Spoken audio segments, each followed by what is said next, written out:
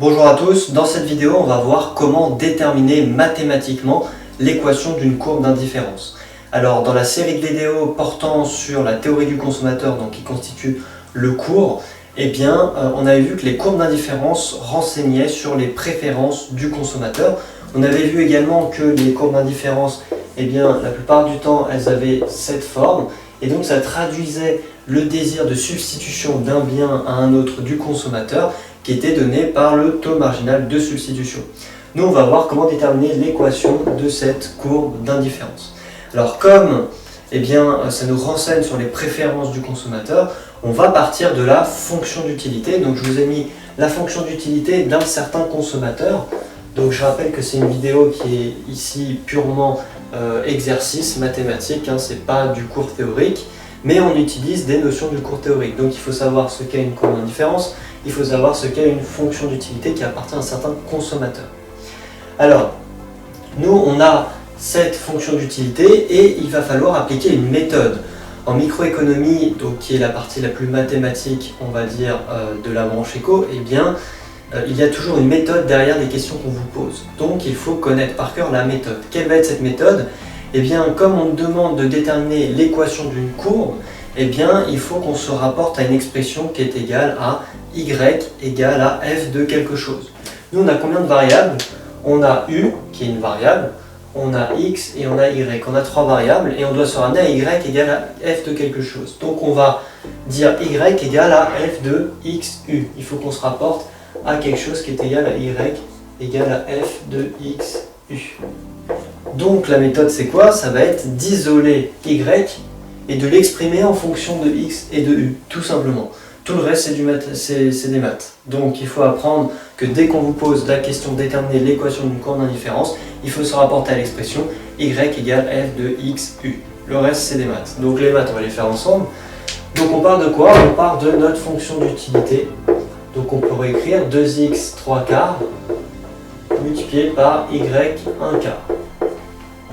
Nous, on sait qu'on doit forcément isoler y. Donc, la première chose qu'on va faire quand on a ça, c'est de diviser par cette partie pour commencer à isoler y. Donc, on écrit notre première ligne. On va avoir u divisé par 2x 3 quarts. Ici, je vais diviser par 2x 3 quarts, donc je vais pouvoir simplifier. Donc, de l'autre côté, il va me rester quoi ? Il va me rester y 1 quart. Maintenant, pour isoler y, il va falloir que je m'occupe de l'exposant. Comment supprimer l'exposant dans ce cas de figure ? Si je mets puissance 4 de chaque côté, l'équation reste la même et en plus, je vais pouvoir avoir y puissance 1, donc ça me simplifie mon exposant. Donc c'est exactement ce que je vais faire, c'est-à-dire que je vais mettre u 2x 3 quarts, le tout puissance 4, est égal à y 1 quart, le tout puissance 4. Qu'est-ce qui se passe ? Le 4 descend ici, donc je vais avoir 4 4, donc je peux simplifier. Et de ce côté, le 4 va être distribué à la fois sur u, sur 2 et sur x puissance 3 quarts.